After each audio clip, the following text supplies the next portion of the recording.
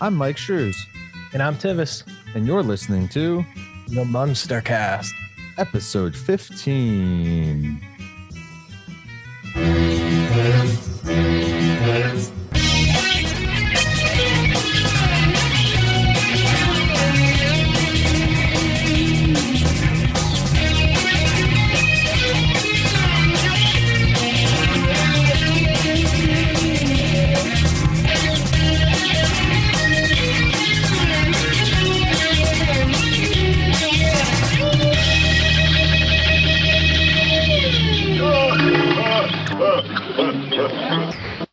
Alrighty, welcome back everybody to the MUNSTERCAST, the podcast Munster Monday.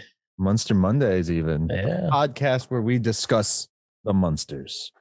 Episode by episode by episode by episode and movie maybe. All right, so this week we are discussing what to this? We diving straight in or Yes. all right.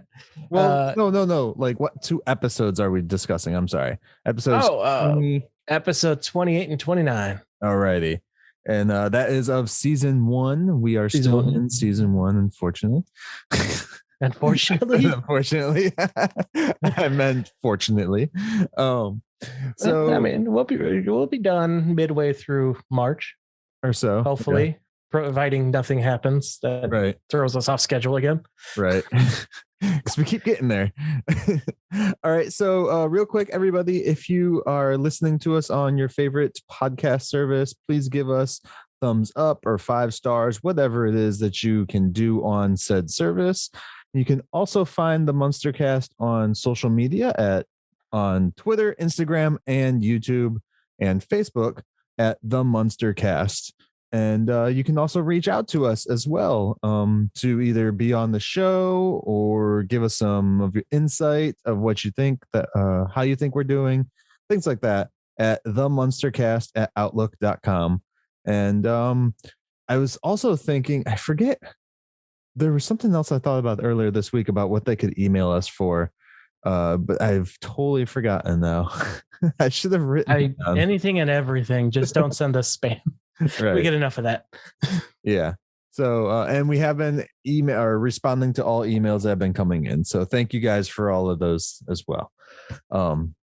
With that said, Tivis, shall we jump into it? All right. No movie updates this week, unfortunately, but yeah. No. Oh yeah. We'll keep an eye on that. So first episode, we're going to talk about season 1, episode 28, Movie Star Munster. Aired April 1st, 1965. So an April Fool's Day episode. The teleplay was written by Joe Connolly and Bob Mosher, and story was by James B. Alderdice, who we last saw for Love Locked Out. And Jerry Paris is back, who the last episode of his we saw was Bats of a Feather. Okay. The guests this week, real short list. We got Jesse White as J.R. Finletter and Walter Burke as Alfred Swanson.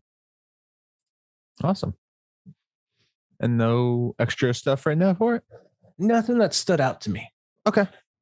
All right. So as Tivis said, episode 28, Movie Star Munster. A pair of con artists want to stage a phony accident as an insurance scam. When they stumble upon Herman, they realize they have found the perfect patsy. Dun, dun, dun.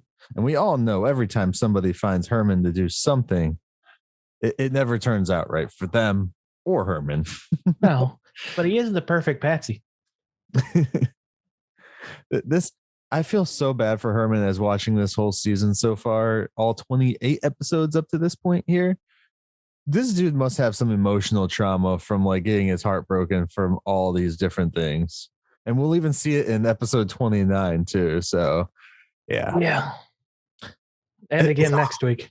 It's a heartbreaking episode, or yeah.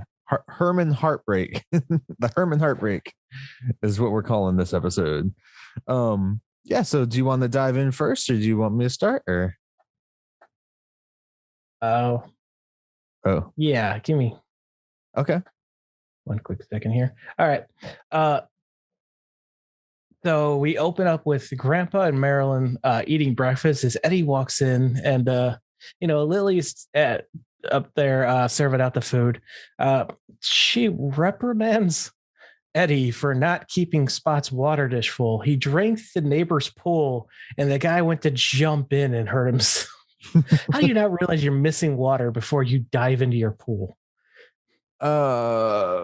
You've got me, man.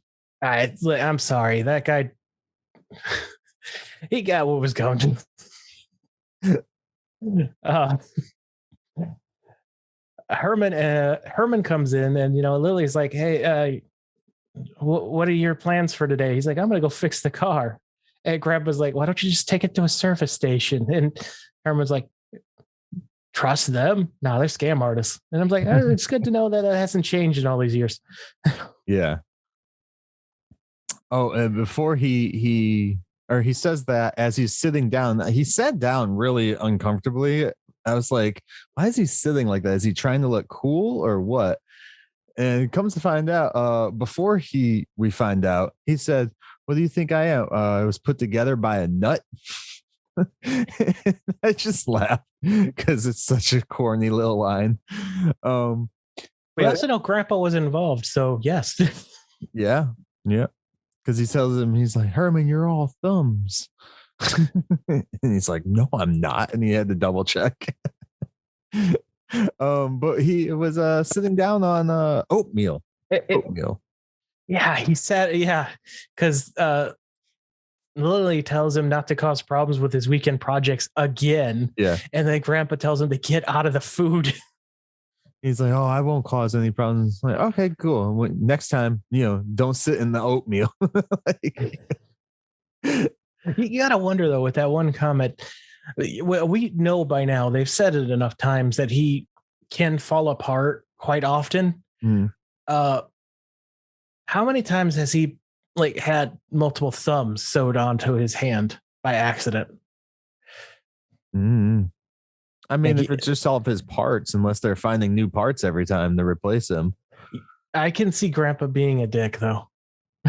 He's like, "I'm gonna replace your pinky with your other thumb. Now you got two pinkies and two thumbs." Yeah, as we find out in the next episode, Grandpa has plenty of bodies around. So, yeah. So let's move on into this. So we jump over to the scam artists. Scammers, yeah. I was going to call them insurance people.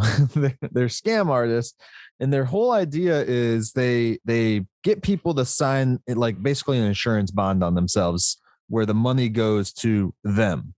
Yep. Instead of to the actual victim or anything like that. And in doing so, they're wanting someone to get hit by a car, and they'll have such a random thing. Like, we're just gonna have you hit by a car, no big deal. And their previous patsy was arrested. Yeah.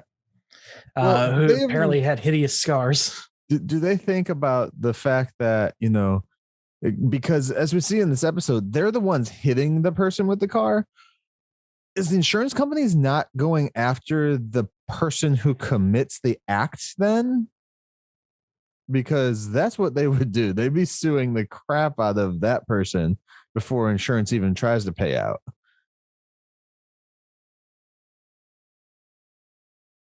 I don't know. Maybe things worked differently back then. I have no idea. Maybe that's what the thing was for, was to make sure that he couldn't get sued. Oh wait, that's what it was. Yeah. Although it makes no sense because you're in a car, so your car insurance should be liable for it, not. Anyways. We also find out in this conversation that Mockingbird Lane connects to Maple Drive. Mm-hmm. I doubt that'll ever come up again, but it's an interesting factoid. Is Maple Drive a popular road in another show at the time, or no? No, I didn't look that up. Give me a second. Probably not. Let's see. No, a quick little Google gives me nothing, so I'm going to assume not. In Beverly Hills. Well, they are in California. That makes sense. Yeah. So they're close to Beverly Hills, or they're in Beverly Hills. Dude, the Munsters live in Beverly Hills. That's how I'm taking that. That may come up in a future episode. Lily asks, what's in the paper today that has Grandpa so interested? And he's like, oh, some archaeologists are going to Transylvania. I really hope they don't dig up people. Or Lily comes in and goes, I hope they don't dig up people.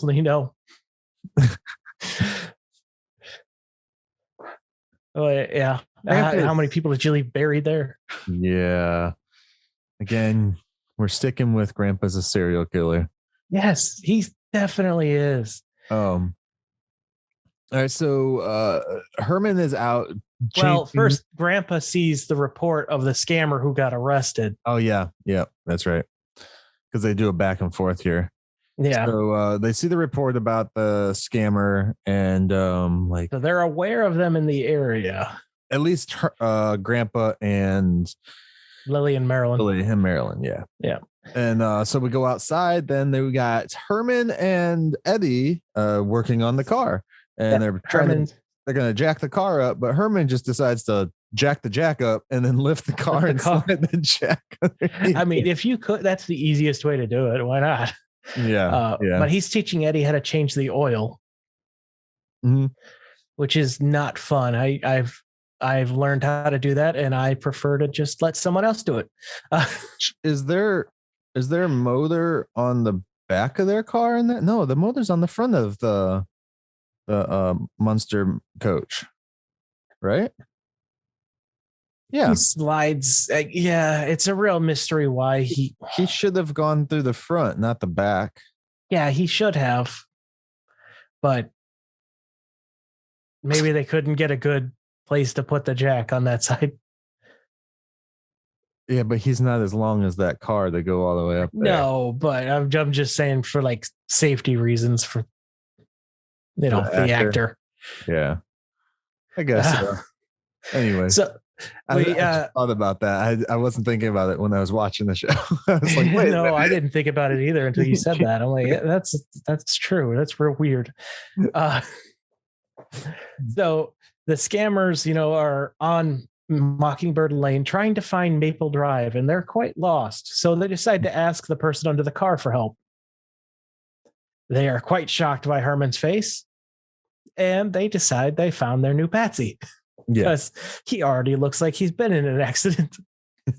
Which everyone keeps saying this stuff about his face. His face looks fine. He's just green. Bluish green, yeah. Yeah, well, yeah, all right. I mean, he's got some scarring on his forehead from the stitches, but overall, he looks pretty normal. He's just a different color. Yeah, which, I mean, as we know in this day and age, different color did matter. So these people, they were always, if someone was a different tone, they were always critiqued in different ways. It's the whole criticism that his face looks like it's already been beat to hell and back. Yeah. Well, I think that's also one of the big things about the show is it did it loosely as like the Munsters looked differently than everyone else, and they were commentating on what was going on at the time too. With it was a cool show using monsters for it, but you're also commentating on the social issues that were going on at the time about race and stuff, because they all look different. They're great people on the inside, but they look different, so you treat them differently. That goes beyond the Munsters. That's why I personally love sitcoms, is how they can tell these type of stories. Yeah. So it's one of the Munsters is one of the best.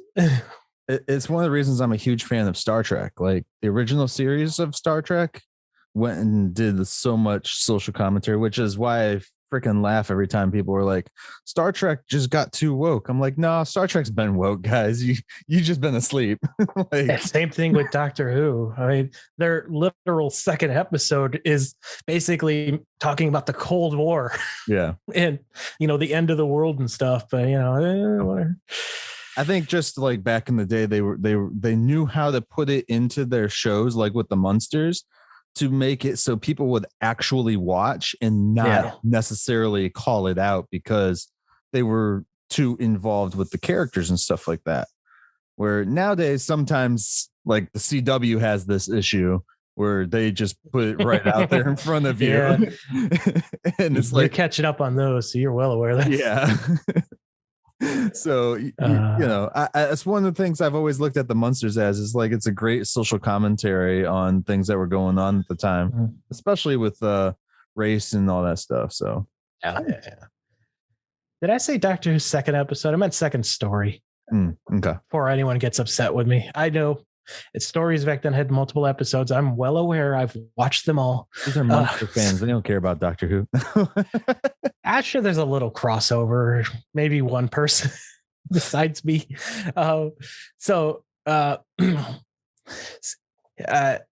Herman begins to tell his family about how they can change their lives now that he's been offered a job as an actor. Yeah, because that's the line they sell him with, is that he's going to be acting. And he's like, he gets to says something to all of them. The only one I really laughed at was the grandpa one. He's like, you can fly back and forth to the old country. He's like, I already do that. He goes, yeah, but you could do it first class. And grandpa's like, I like the sound of that. Yeah.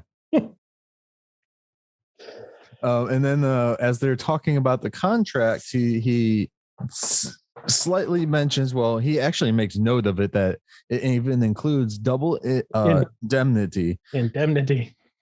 I always hate that word because I always feel like I'm going to mispronounce it. Which, because he's like, oh, it's the name of the movie or whatever. It actually is a name of a movie from the 40s. A 1944 noir crime film. Yeah, and I've actually seen this. Which because I looked it up, I was like, wait, that is a movie. I remember the name, so I looked it up. I was like, I knew I've seen this. Like, it was like 10 years ago I've seen it, but I still saw it. So I pulled up the quick synopsis from IMDb because there's long too. So I got it here too. Okay, I was gonna read it unless you want to, so it's up to you, man. I got a real quick version of it, but if you want to read the thing you got, go ahead. All right. It says a Los Angeles insurance representative lets an alluring housewife seduce him into a scheme of insurance fraud and murder that arouses the suspicion of his colleague, an insurance investigator. That's not the synopsis I have. I have the actual legal double indemnity, which means you get double payout on insurance claims for accidental death. Yes. Yeah. But I was using the synopsis for the movie. And anyone who wants to Google the poster for it, you'll understand this next sentence. But Lily gets instantly worried once Herman talks about this being a remake, which, it's funny. 1964 already he's talking about remakes. She goes, she's real worried about him kissing another woman for it. And that is like the most widely used poster for the movie, is him kissing the other woman. Yeah. But being seduced into kissing the wife, housewife. Yeah. All right. So that was my note on that one. I just wanted to bring that up for Double Indemnity, the 1944 movie. It's actually not that bad if you like old movies, which, I mean, you're listening to us talk about the Munsters, so yeah. All right. The only thing that changes with age is how the movie looks. The story quality, that's been undetermined. Yeah. He tells them that he's going to be filming nearby, and when they're like, "Oh, we can go watch you," he's like, "No, you can't, because we're filming the final scene first." And I forget which one exactly is confused. It's either Lily or Grandpa, but they're like, "You're filming the final scene first." Like, it was Grandpa. In my head, I'm like, they always film a lot of things out of order. Yeah, they film, especially nowadays. I don't know how back then, but nowadays they film lots of things out of order. However, this is a stunt scene that's supposed to be the final scene for this movie. They wouldn't shoot this last because what happens what happens if the actor actually gets hurt? You're kind of screwed. That was my only like takeaway from it. I was like, you wouldn't do this first. Like you would do this last. Like what if he gets cut or something, you know? I was really interested to hear your input for this because, you know, you went to film school. Like, I have no idea how this shit works. I just have anecdotes. They always shoot things out of order. Hell, like sometimes even with TV shows and stuff, they'll shoot a lot of that stuff out of order. Oh yeah. Just especially because if they're the BBC with their short seasons, they'll do it all the time. Yeah. If they film on location, they'll do multiple, the episodes that they can film there as quick as possible, as long as they can get, the directors and stuff there. Well, that's what happens with the scheduling and stuff like that is like, okay, so we have this set locked down for like the day and just today, but we need it for like a multiple different times in the movie. We're just going to shoot all of it now. We'll just do costume changes, et cetera, like that. So, and then get it done with, especially because you don't want to have to change lighting later, redo lighting, try and make sure you have the exact same lighting like they'd have to do with the reshoots and stuff. So, it's stuff like this that makes me actually appreciate the producer's job, because I used to always be like, what exactly do they do except put their name on it? But they're the ones who, are generally responsible for setting all this stuff up and making sure everyone can be there. Line producer does a lot of work. I'll tell you that. I had to do it several times. So, and yeah, you're thinking of executive producers though, when you think of people who just put their names on it pretty much. They're usually the ones that go out there and get the money and funding, and that's about the most of it, or they are funding it themselves. So a lot of times when you see a actor's name as producer role, it's because they donated some of their money. Yeah. Yet they're still making so much more on the back end, so it doesn't matter. Ask ScarJo. How much money did she make off of Black Widow? Oh yeah, we don't talk about that anymore. Anyways, I do. So they got Herman. They're doing the final scene. They're explaining to him, what's going to happen. Yeah, and the car's going to come up. He's going to walk out, and the car's supposed to hit him. But then they're like, oh well, what if he says some stuff, and they're like, oh well, the car's going to actually just barely miss you, and he's like, oh, and the camera is in the everyone's like, where's the camera? Butcher's truck or ice cream truck? No, it's a mail truck that's nearby. Yeah, so they just pointed to a vehicle across. She's like, camera's over there for realism. I'm like, okay, what about lighting? What about everything else? He goes, why is your rider driving? He's like, oh, he's also our stuntman.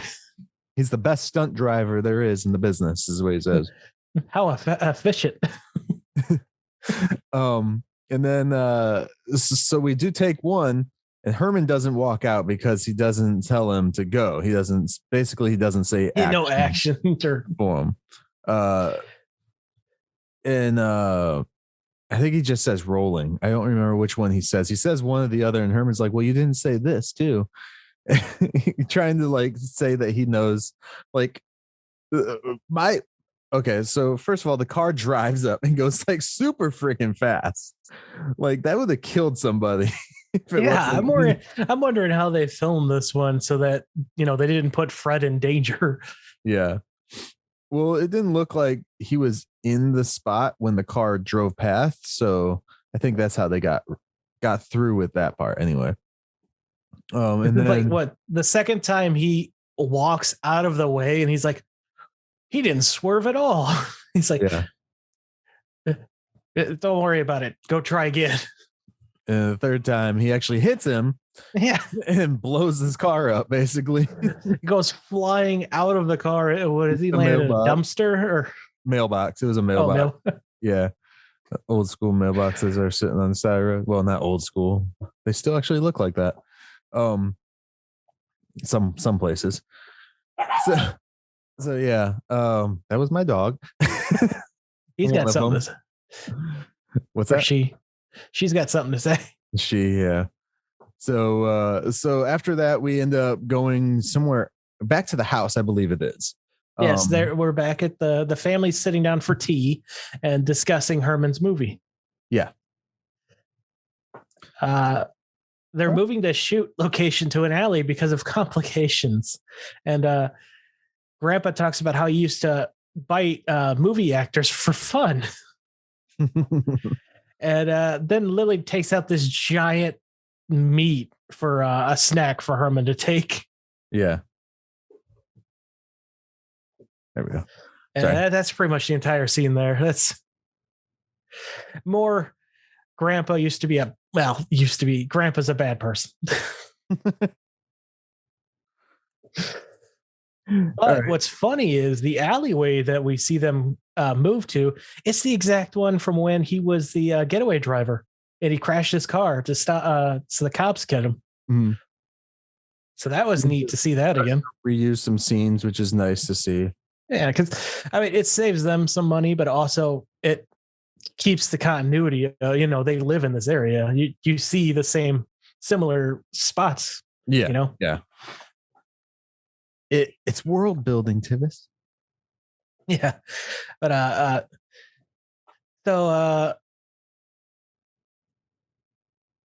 yeah. I already said that bit about the getaway driver. They want him to just stand on this X reading a paper, and we're getting ready to drop, a ton of bricks on you. Yeah, a ton of bricks. They're just hanging above him. Which this is a great bit because they did this in an early episode of Scrubs, and yes, I'm gonna mention Scrubs because I love that show.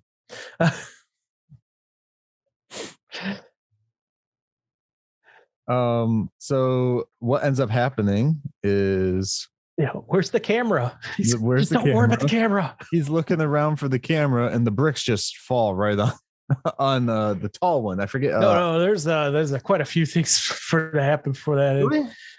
Yeah, he's fighting with Herman to get back in position after he keeps walking away, asking questions. He's like, "Look, will you just stand here?" And then I'm going to yell, I think he says action, which is the cue for his buddy to cut the rope. Yeah. Yeah. Do you have Herman's line here? I do not. I don't have it down. He's like, Herman didn't know making movies was so hard on producers. Oh. And then from there, we dive back into the house where Herman's talking to them about what's going on again. Another scene, I believe, right? That they were discussing, we're going to go here. Yeah. You got and Eddie is just sitting up on top of the fireplace mantle for no reason but to just sit there and chill out too. It's like, okay. So Grandpa's just shocked that he shut down production after one day. Yeah. And I want to take note. Eddie is okay with moving to Hollywood now. Last week, he was complaining about moving. Yeah, he didn't want to move anywhere because of his friends, but it's Hollywood. He'll make more fake friends. Yeah, children. So their minds change every week to week. He wasn't in the baseball in this episode, man, so he didn't care. Yeah. Probably got kicked off the team for not having a bit. Yeah. So then we end up going back to the schemers, and they're setting up their next prank, which is a door that leads to nowhere. Where did they get this door? Where'd they get this building that just has a door built into it like that? Because I'm saying, was this meant to be like a fire escape and they just removed the fire escape? Maybe. So there's some issues I have though with it, because when they first show it and they open it, it opens up to basically the front of the building because there's stairs down there. Yeah. And stuff. Later, when we see it open, it's not by the front of the building. It's like in what we see with the dumpster. I didn't even make that connection. My issue was that it's like the second floor. And you're not going to kill anyone on the second floor. Well, they don't want to kill him. They want insurance money for his injury. Double indemnity, accidental death. Yeah, that's true. Yeah, these are not con artists. They're actual murderers. Now that you think about it, especially because I wrote the note down for the end when what they do at the end. I was like, these guys are murderers. They're not con artists. Little fun fact for people. Depending on how you land, you could survive up to a 3-story fall. I jumped off of our house as a kid when we were playing football on the roof.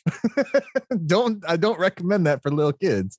No, my dad drove his dirt bike off of their garage roof when he was younger and ended up in the hospital. We used to sled because he was trying to be Evil Knievel. We used to sled off the garage roof into the pile of snow. But the top of our house, it was a 2-story house, and the top part was semi-flat, so you could play football and stuff up there. Why you go through until you jump off like I did? And I was lucky enough I grabbed the gutter. And, yeah. Oh yeah, that's lucky. I'm sure your parents were real lucky. I don't think they actually know until they listen. So you didn't rip the gutter off there? No, I knew how to fix it all. So all right, that's even better. We did a lot of crap growing up in that house that they never found out about. You know what? If my kids can learn how to fix the damages they do, go wild. I think I don't want to be the one to deal with it. The only time we got caught was when I think one of my brothers broke out a window in the basement because I locked him out of the house, and he was trying to get back in. And they didn't find that out for a while because we covered that with plexiglass. And then what was the other one? I forget. There's so many dumb things that we did as kids. Yeah. Moving forward. I hope my mom doesn't listen to this one. All right. So we come back to the family talking again, and they mentioned that Spot, or Herman's talking to Spot, and how it's like, would you like to meet Lassie? Ed or Carla Baker? And because the whole scene is set up as his wife or his mom, I forget. It's supposed to be his mom in the room with the dog. Yeah, we haven't got to that part yet, but okay, yeah. Okay. I'm sorry. He's like, then. Because they're like, at this point, I think they're trying to, like, Herman, I don't know if this is worth it. Yeah. Well, they're both bandaged up and bruised. Like one dude has like bandages on his face. These two scammers, they're like, they should have took insurance out on themselves. Yeah, really. It's like Home Alone before Home Alone with Herman. I think I'm confusing episodes now, because now I have that Herman comes in wearing fancy clothes and stuff. So yeah, I think I'm thinking of a different scene. No, he does. He comes in. This is when I meant the one I just mentioned. I don't think it was Herman who was talking to Spot. It must have been someone else. Because in my mind, it was him opening up the back door, yelling at him. But I think that was a different episode. That was Eddie. That was Eddie. Okay. Yeah. Yep. Yeah. So yeah, he comes in looking pompous and fancy. He's got the book, the Method Actor, which is something they made fun of earlier with I think it was the Method Wrestler or whatever. Yeah. Yeah. He comes in. He's got like his little like a cigarette on the stick thing, like Cruella DeVille, and wearing his like it's not a bowler hat. Where those like the slanted artistic hat things that those people wear? French hat. Fedora? Is it a fedora? No. I don't remember what they're called. Listeners, if you know what this is, let us know. They probably have a bunch of names.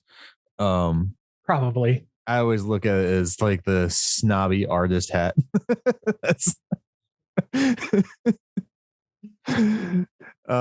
Anyways, he's wearing sunglasses indoors, which I mean, in their house, that's got to be really dark for him. Yeah. He must have some good night vision. Mm-hmm. And he's going tools. So at the when he turns around. Oh yeah, his jacket on this thing. It says, what does it say? It says Herman Munster movie star. Like what? What are we doing? And it should be noted that Lily is into this.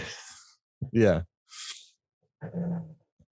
So now we cut to them explaining to Herman, what's going. He's like, so you're gonna jump up from this desk, run out that door, and Herman's like, what's my motivation? Yeah. And I'm like, you've been filming for what, 2 days, and you're already getting this big headed? Not even filming. You'd be surprised, man. So now we come back to the house where Grandpa's reading a new newspaper with even more info. And he's like, these scammers pretend to be movie producers. Oh, shit. Herman's been lied to again. Yeah. He's just like, well, hell. It's like they go, so like, we should call the police, which is a new one for Grandpa. But then he has his senior moment where he's like, where's the phone? Yeah. I'm surprised Grandpa doesn't want to just go kill him. I mean, and these are two people that'd be okay with Grandpa actually killing because they're actually bad people. My wife just came. Did it scare you? Yes. Thank you. Fucking open the door. All right. Anyway, yeah, these are people I would totally want Grandpa to kill because they're actually killers. So there you go. Terrible people. They're as bad as he is. These would make good food for Grandpa and Spot. All right. Anyway, so we're back into their room. They're going through like the motivation, all that stuff. And they just keep going back and forth. And then he gets the scene right, and then he just stops before he's about to walk out the door. And they're like, what now? He's like, well, there's no camera. The camera's in the truck still, is what he says. Yeah. So and they finally convince him to go through it. Mm-hmm. And they tell him, oh, the camera's in this picture right here. It's behind this picture. It's behind the damn picture. Like, he chill out. He runs to the door, but then doesn't open it. And he's like, I don't know. He's like, they're getting so frustrated with Herman. Mm-hmm. And so Lily's talking to the police. The police refuse to help unless someone stole his bicycle. Yeah. Well, in fairness, they do say, well, let me get you to the department that can handle that. It wasn't like they were just the bicycle stealing division, apparently, that Grandpa got a hold of. Yeah. Is that like a narcotics? Bicyclists? So, yeah. And the scammers convince Herman to do it again. Yeah. But this time he goes through the wrong door and ends up in the closet. Yeah. And so how they convince him to do it is, his mother and dog are in the other room, mm-hmm. and they're calling for him. So when he gets up, he yells, "Coming, mother," which is a nod to a 1939 radio play called Henry Aldrich, which always began with his mother calling him and him responding, "Coming, mother." So that's a little fun. Seems very fact. Norman Batesy. Yeah, yes, it does. Mother, I'm coming, mother. All right. That's cool. So he ends up doing the scene. He runs into the closet. They're like, no, you did it wrong. You went to the wrong door. He's like, all you have to do is get up, go over here. And he opens the door that goes to nowhere, and he falls out the door. And then we get a shot of them pointing down out the door, where there's a dump truck full of garbage that the guy landed in. It's clearly not the same shot because there's no stairs or anything there. So come on, man. Can't let that slide. Well, I can because I don't care, but still. Yeah. It's a good thing there wasn't internet trolls back then to like make fun, like to attack these things. Herman's like, he looks down at the guy falling laying in the truck. Yeah. I'm beginning to think you guys are trying to hurt me. I'm going to report you to the BBB, the Better Business Bureau. Yeah. And like, I didn't think they had in the 60s, but apparently they did. Yeah. So then we cut to Lily's telling him, it's all a lie. And Grandpa, meanwhile, is still trying to get the police involved. Yeah. It's the first time actually trying to get them involved, which is good, actually. Yeah. So, and then, he's being comforted by Lily, and that's going on. Then we go back to the two doofuses. And this time they're like, I think he found this out. Like, I think he knows what's going on. They're like, we got to go take care of him. And they grab guns. Like, wait, what? What? Why are we grabbing guns now? This one shocked me because I was like, so basically my note says, what the fuck? Guns? So not only are they con men, but also apparently killers and attempted murderers. I mean, when you've had the frustrating weekend that you had with Herman that they did, you're going to snap. Tivis, that's a bad thing to say. There's no reason for murder. I'm just saying. Don't say that, because then people are going to think you have one bad day. We're all just one bad day away from being the Joker. We live in a society. Oh, con men. All right, so they go over to Herman's these guys house. are clearly unstable to begin with. So yeah, they go over to Herman's house, or to the Munsters' house, I should say. And here's my note. Okay. Yeah, this is where I saw last week. I mentioned I saw an episode where people just walked in and there's no latch on the outside. Mm-hmm. That was this. It was the con men sneaking into their house. Well, there's a latch on it. I didn't see it. They just like shove it open. Yeah, there's a latch on it.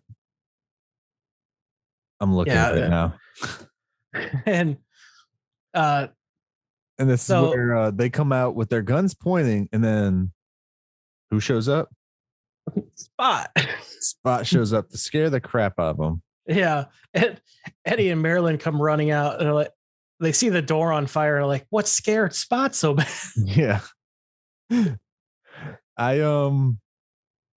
I kind of wanted a closure on those two getting arrested, at least. Mm-hmm. That would have been nice. Or, better yet, why not just have Spot actually catch them on fire, and we go to the next scene of there being random clothes on the floor, like an ash. Spot had a snack. We hear him do it enough. Yeah. So that's how the episode closes out. Yep. I thought this was a fun one. I did. Yeah, it was pretty cool. I enjoyed this one. I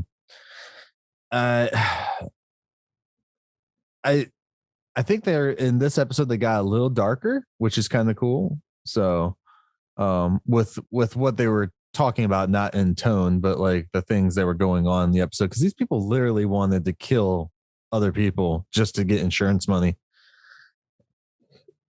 Excuse me. So yeah. Is that what Rob Zombie's movie is going to be based on, this episode? I shudder to think what he's going to do with Grandpa. I mean, me and you cannot be the only two in the world that think Grandpa is a horrible, horrible person that's a serial killer. And if audience members out there will feel the same way, please let me know, so I don't feel like I'm being an asshole every time I say it about everyone's favorite grandpa, TV grandpa. I think it's pretty clear he is. I think so too. Anyways, the only other trivia I have besides the radio play is we see their license plate for the first time on the coach. Mm-hmm. It's HAJ 302. HHA 302. Does this HAJ? Oh, HAJ. Yeah. Was it Oh God, I can't ever remember it's Howard and James, I guess. I don't remember the freaking military code things. I know A is Alpha. Okay. Does it stand for anything else in the show, though? Not that I know of. It's just the first time we see it. Okay. Cool. Anything else on this episode? Nope, that's it. All right, then let's dive into episode 29. All right, season 1, episode 29. Herman the Rookie aired April 8th, 1965. Teleplay by Joe Connolly and Bob Mosher. Story by Dick Conway, who we last saw with Far Out Munsters. Directed by Jerry Paris again. The guest this time is Leo. Oh boy. Rocho. Yeah, who plays himself, who is he's actually in the Dodgers song by Danny Kaye. He's mentioned in that. He's won the World Series as a player with the Cardinals in 1934, a manager of the Giants in 1954, and a coach of the Dodgers in 1963. He was a commentator for NBC between 56 and 60. And he has appeared as himself in a character of himself, I should say, because for some reason they have these listed differently. So I'm wondering if it wasn't quite him, but rather an exaggerated version for the Beverly Hillbillies and Mr. Ed. But he does have another credit to himself in another show, and that is King of the Hill. Basically, this guy is a big name in baseball. Yeah. Then we got Elroy Crazy Legs Hirsch as himself, who is a football guy. Not as much, acting credits to him, but he is in quite a handful of things if anyone wants to go look at that. Then we got Gene Darfler as Charles Hodges and Ken Hunt as the Fearful Catcher, which Ken Hunt, I want to take a little second here. This is his only acting credit, and he's Butch Patrick's stepfather. Okay. I wonder if that was before or after he did the show. This is also uncredited role. So yeah. But I'm just curious if he met her before he did the show or after he did this episode. That's a good question. I don't know. Like, hey kid, I'm gonna be your daddy. I'm gonna make Tivis choke one of these days. All right. So episode 29, Herman the Rookie, Leo Leo, the third base coach for the Los Angeles Dodgers, needs a power hitter for his team. When he gets conked on the head by one of Herman's line drives from 8 blocks away, he believes he has his man. Dun, dun, dun. All right. So let's dive into this episode here. All right. So we open up with Lily cleaning the living room and very unhappy that Spot's ball is in the house. Yeah. It's a huge ball. Yes, it is. It's like stands as tall as the actors themselves, pretty much. Giant. Grandpa comes in and asks, where's Eddie? And she's like, oh, he's at the ballpark with Herman. So apparently Eddie is back on the baseball team. Mm-hmm. Or maybe they just start playing because they could just be playing. He was never taken off the baseball team in that other episode, though. He was ready to move, though. So yeah, that was our headcanon is he's no longer on the team because he wants to move. Yeah. So Grandpa's reminiscing about when he used to spend time with his dad and the advice he was given. Always bury your mistakes because he didn't believe in divorce. Yeah. And we open with that joke, by the way. So the episode starts off with that joke. Yeah. And we know Grandpa's had multiple wives. Mm-hmm. Yeah. The Invisible Man is one of his wives as a ghost. Oh, you think it's an invisible woman? Mm-hmm. Gotta get with it's his live-in girlfriend. Well, she's not really living, so it's not living. We don't know that she's not. She's just invisible. Which we have not seen that character in a long time. His grandpa killed it. He wanted to check out the anatomy of an invisible person. Once you cut them open, they're not invisible on the inside. So Herman is teaching Eddie how to throw a baseball properly. And as he's gripping it, he crushes it into dust. Yeah. Yeah. And I would like to remind people, in that episode where he was on the baseball team, he was not only on it, he was captain. So I'm not sure why he's like trying to teach him.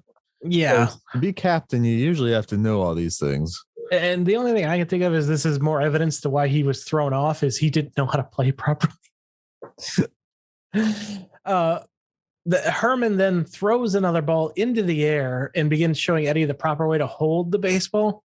The bat, as it comes down and strikes him in the head.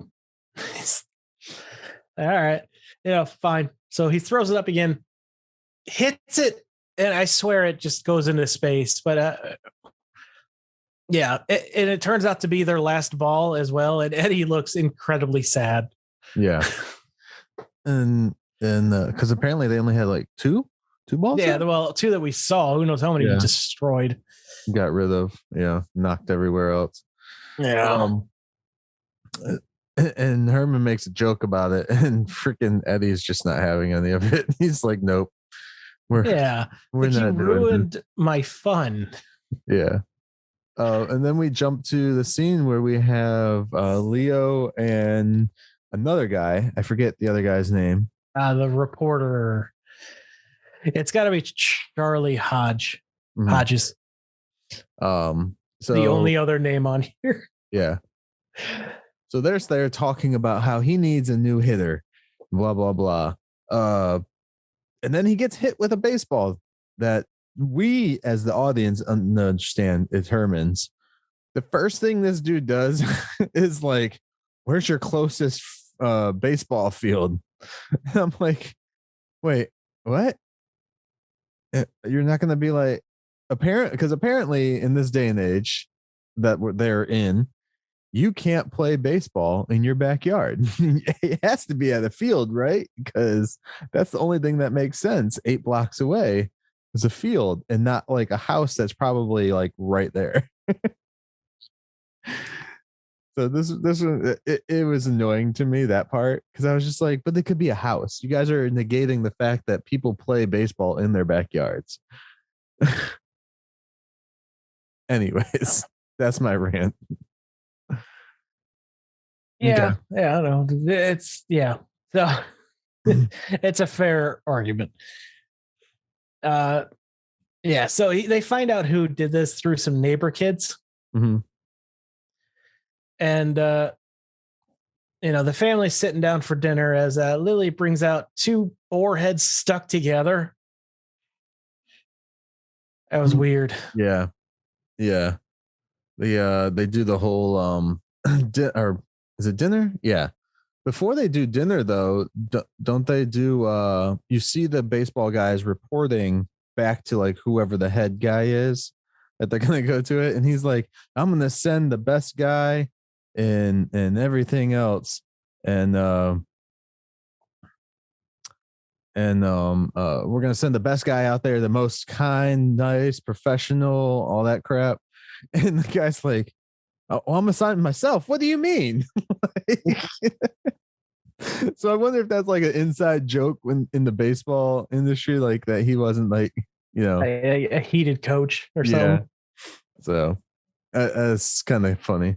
And then we go to the double-headed boar, which is something you would probably find in like Ripley's Believe It or Not museum or some shit like that. Yeah, I'm not a vegetarian, but even that was like, I'm like, that's gross. How did it move? Because those are full heads. It's not like a little piggy. I think it's just 2 heads that they cut off and stuck together. They did? I could understand it like as the prop, but I thought it was supposed to be like an actual. No, I thought that was their dinner. It's 2 boar heads that they just cooked and stuck together on a plate. Okay. I thought it was supposed to be an actual creature that they found and cut up and or eating and stuff like that. Oh man. So I did like a part in here though while they're eating this boar head. Mm-hmm. They just casually, because they're talking about Herman's he's dedicated to working at the parlor and stuff like that. And then she's like, oh yeah, and in 12 years they'll give you a gold shovel and a banquet. And I'm just like, did they just completely diss like how work is? Because you know this, the whole thing about getting the gold watch for being somewhere for like 30 years of work. I was like, they're totally making fun of the fact that, you know, people dedicate their lives to jobs and they get a watch. That's about it. And yeah, the appreciation is felt everywhere. Yeah. But Herman makes a claim that nothing can drag him away from that place. How many times have we seen him quit now? Right. Yeah. And when they mention the gold shovel, the look on his face, he's like, yeah. So then we jump back to the baseball players pulling up to the Munster. Coach. Yeah. Or coach, yeah, sorry. Pulling up to the Munster house. Of course, the first person he sees is Marilyn. So he's like, okay. It's a weird house, he says, but he's like, you know, whatever, because there's a cute girl here with it and all that. Yeah, and he meets then he goes in and meets Lily, thank you. Yeah. And then they're like, well, actually, first it was like this like Russian doll like thing. Like it's like, oh, I can take you to meet my Aunt Lily. And then it's like, oh, well, I can have my dad come out and talk to you. And so like, why? It makes no sense. But Grandpa just poofs in where the guy is standing, no less. Right. And like, what did you do to him? Yeah. Like, I don't know why, but for some reason I thought like Grandpa traded places with the guy. Like, that's what I thought too. Like the guy was gonna be in the dungeon or some shit.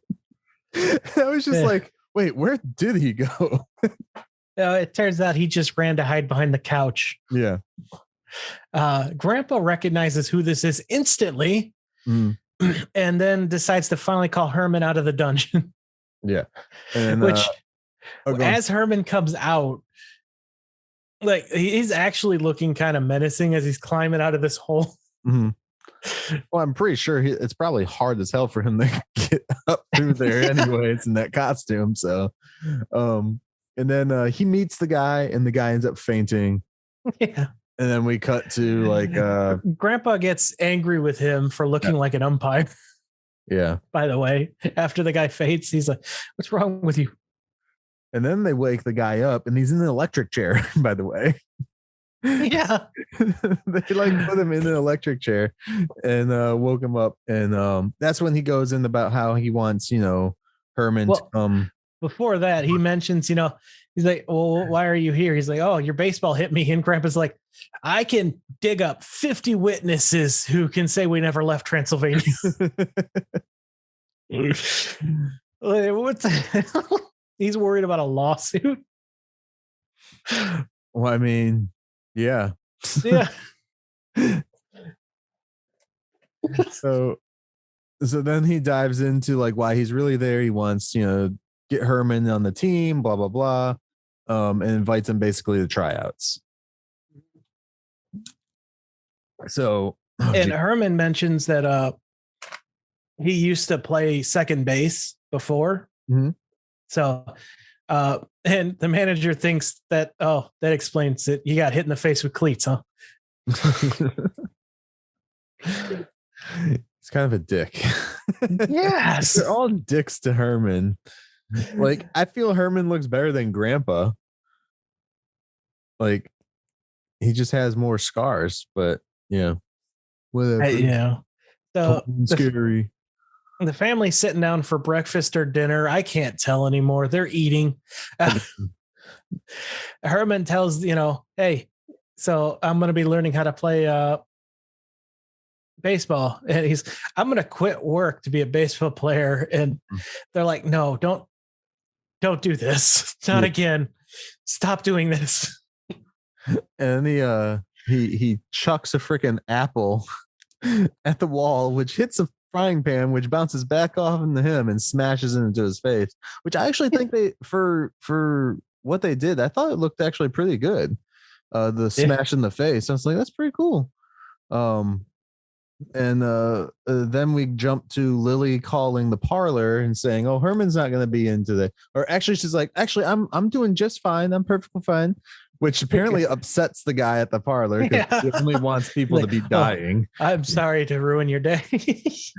So, and then she's like, "Oh, well, Herman's not coming in. No, he's not sick. He's," and she doesn't really say why he's not coming in. She just kind of pussyfoots around it for her little pussycat.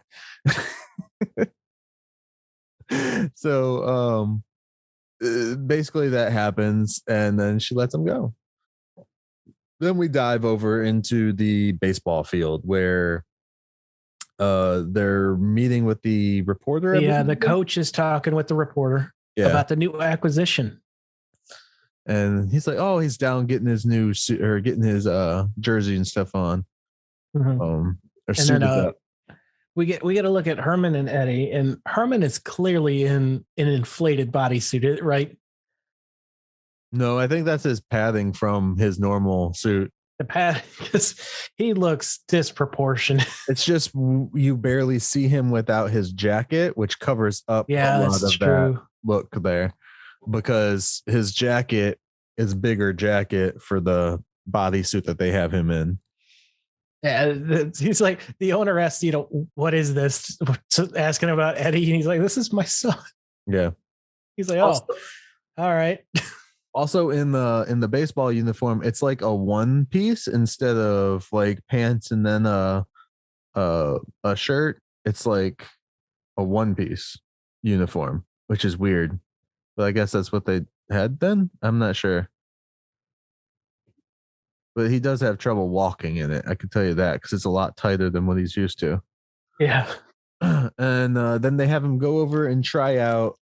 And he picks up like a bunch of bats and starts like, working his muscle out. How you do. Yeah. Which is, that's pretty normal. Yeah.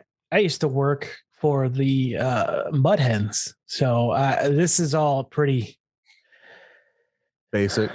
Yeah. Look, I'm not a sports watcher, and not even being paid to watch it made it any more exciting. So, but I do know the ins and outs of some of this stuff. So as we get into it, I'll got a little more details probably than what people are expecting.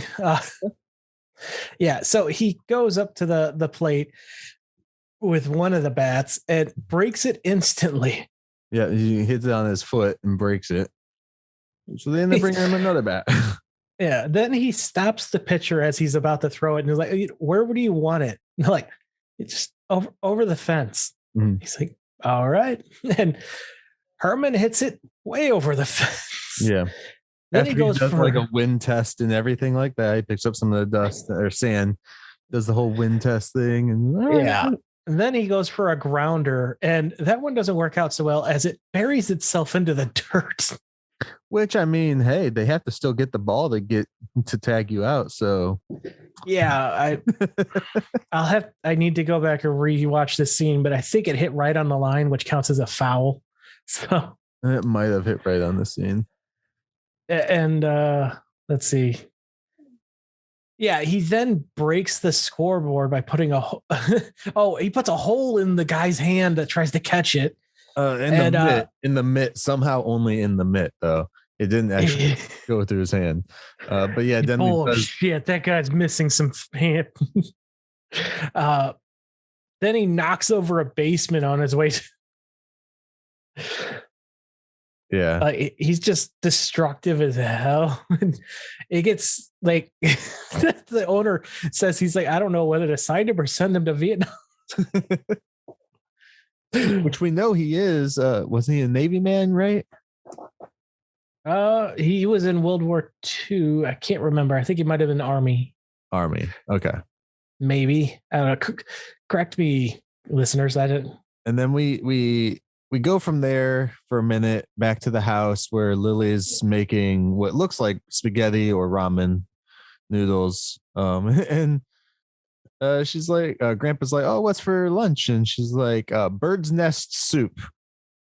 And then a fucking little bird flies out of the soup. And she's like, oh, well, I guess we'll have to make something else. Were they about to eat that live bird? Yes. That's the only way to answer that one. Yes. So, and this is where Grandpa also shows off his automatic curveball, which I thought was going to play a bigger part in the episode. Honestly, I thought he was going to like give it to them, and it would screw Herman up, and then they wouldn't take him, and it'd be all Grandpa's fault again. Like usual. So. Well, don't forget, Herman also throws the ball out the window. It goes around the world, in through the window behind them. Hits Grandpa. Grandpa throws the ball out the window and hits himself with it. Oh, yeah, because Herman's not there when he's showing off the curveball thing. So Grandpa tosses it out the window, and what it does is it's you're right, automatic curve, regardless of where you throw it. So it curved around the entire house. Mm-hmm. Yeah. So and then we cut back to Herman, and he's signing autographs for the other players who have never seen anything like him. The reporter's like, well, he can hit, but does he know how to play the field? So they're like, all right, go play center field. We're going to have some guys hit some balls to you. Yeah. Go ahead. I was going to say, so he's out there and they hit a ball out and it's going back and he's just running backwards, actually. Right into the fence, and he goes right through the fence, and we get a shot of the fence. Like it didn't pull a Herman-shaped hole. It's just a Herman-shaped hole in the fence. I'm like, we couldn't just make the whole panel fall down there. Nothing. No, just ripped right through the chain, and there was no fencing like laying on the ground. Nothing.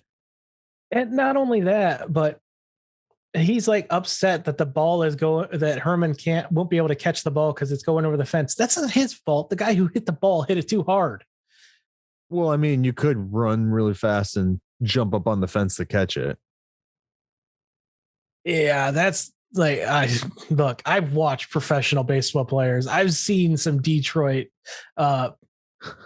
Tigers, the players, because the Mud Hens are the like under league, and that's where they send their people when they need to recover or do more training. No. You can do it. We used to do it all the time in the backyard. Yeah, this is around the time when the Tigers were good.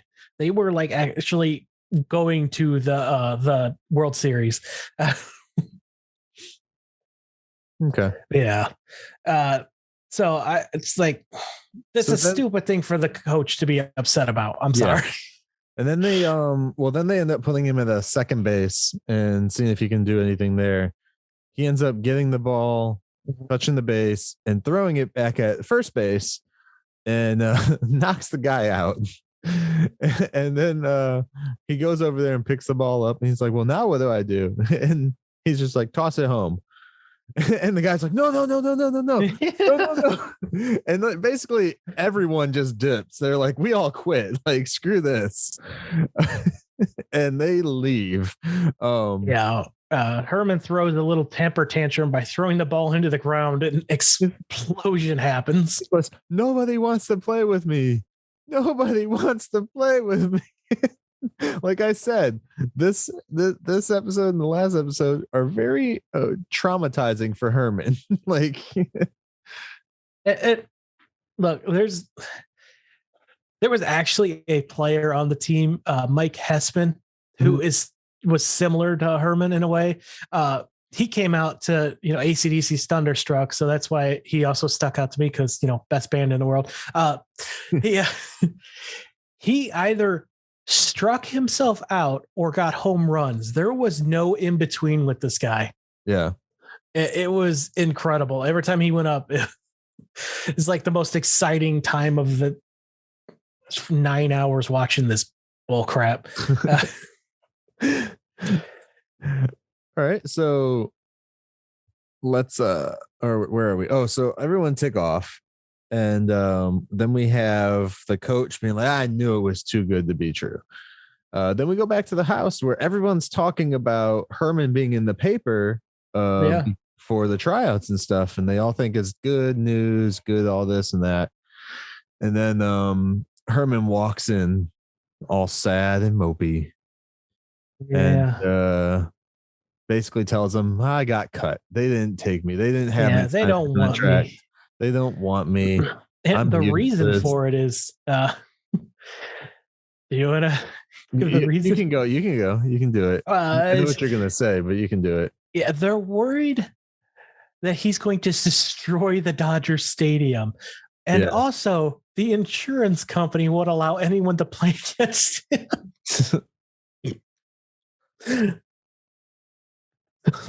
He's just one giant liability all around, which fair. All right. Whatever little league field they were practicing in, they're going to have to dish out some big bucks to replace all that. So they also said, they did say every time I play, they would have to spend $75,000 in repairs. Oh, which now would be $663,814 today for 75,000 then. So over $500,000 in damages to fix per game. And then they also said insurance wouldn't cover any of the other players or allow the other players to play either. So Herman basically just can't, which it's interesting that the baseball league won't let him do that. Yet we had him in a wrestling company that let him literally beat people up. Yeah. Andy almost played basketball. Yeah. The college basketball, that. It's which he didn't break backboards in the college or the basketball episode. That was interesting.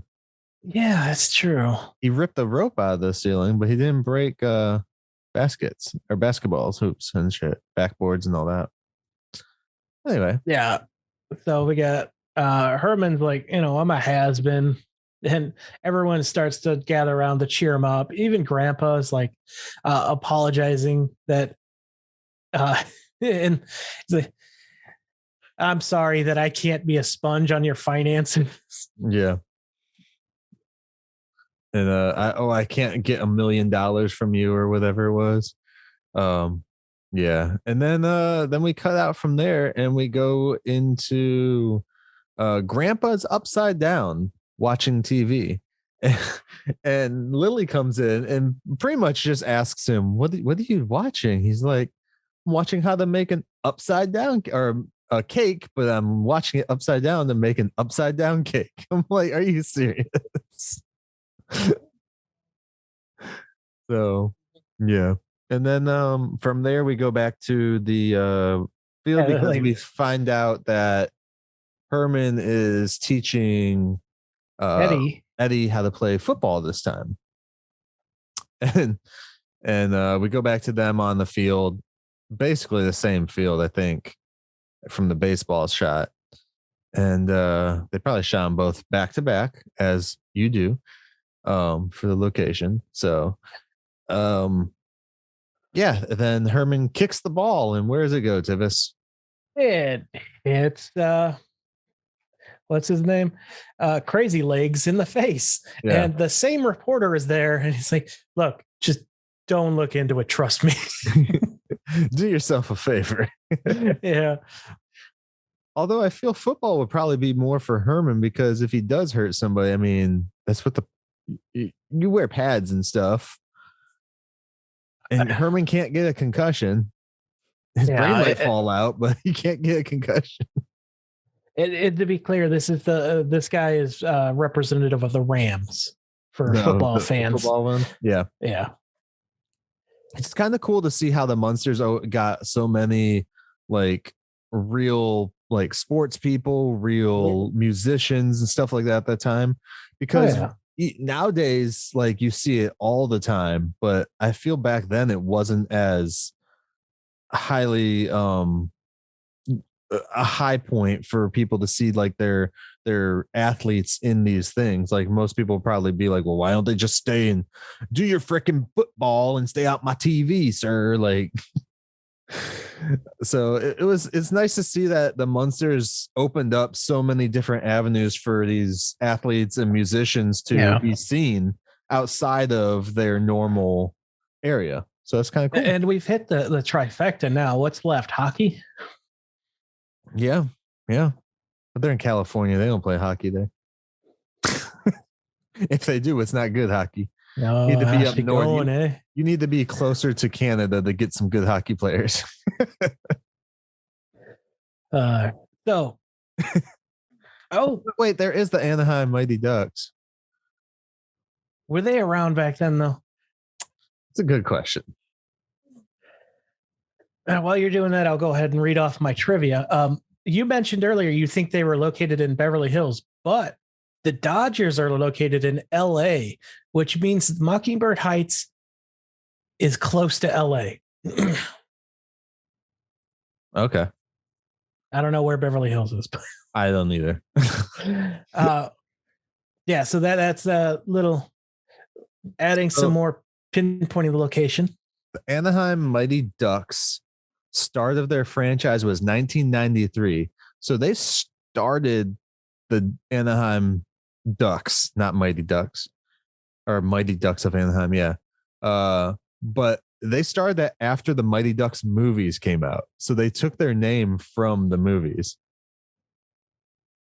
Yeah, that makes sense. That's kind of fucked up. I mean, they were Disney owned, so. Yeah, you would think Disney wouldn't allow that.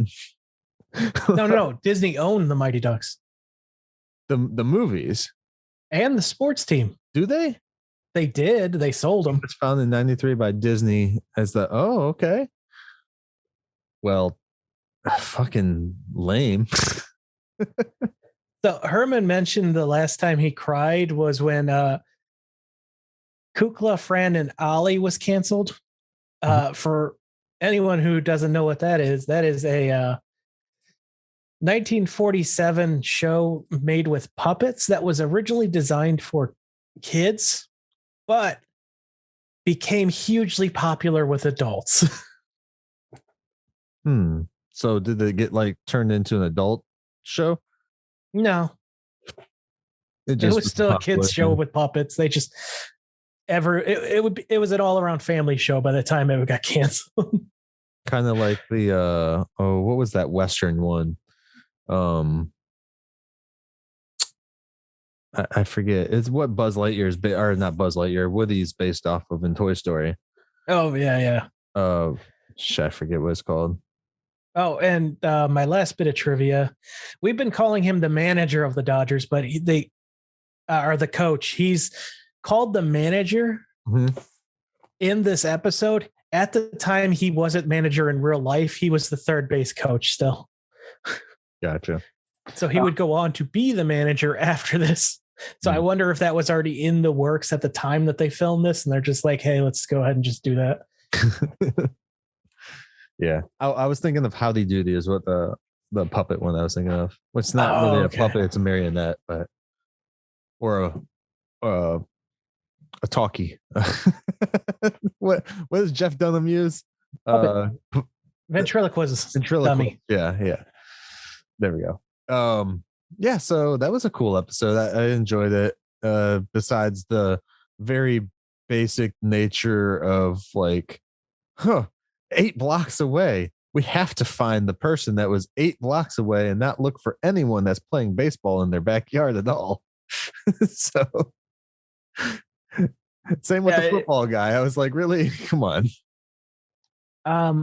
It was a good one. I don't know if I had as much fun with this one, probably because I was just getting flashbacks to the time I worked for them.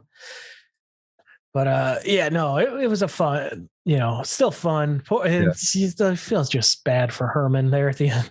This episode felt really fast too for me. I know it was the same length, but it just felt really fast because I don't know why. Because I think they added stuff in because they didn't have enough at the time either. So I think that's where we got the whole upside down cake from and stuff like, because that served no purpose. That scene served zero purpose except for maybe telling you where Eddie and Herman are, but you could have just cut to them. You're like, all right, Eddie. So baseball didn't work out. So maybe we'll do this. And that was pretty good. A good couple episodes again, back to back. A little something in your field, a little something of my field I used to be in, unfortunately, against my will. Yeah, so that was pretty cool. Do we got any extra stuff for this one? I know you said some, so is that it? I read them all off. Awesome. We got any last words then, dude? Before we don't track down things that hit you in the face. And, where'd this quarter come from? Oh, where's the nearest bank? It must have come from there. Sorry. I look forward to everyone joining us next week as we talk Country Club Munsters and Love Comes to Mockingbird Heights. Dun, dun, dun. Yeah, where we meet new family member, I believe, as I'm reading this. Yes, we do. Yes, we do.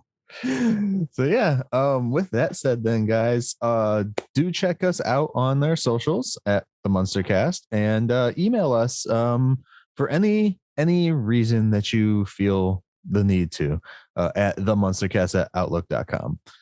I need to find a better way to send us your upside down cake recipes. Dun dun dun. I think I got one person that sent us something about what's in the bag. And that's it.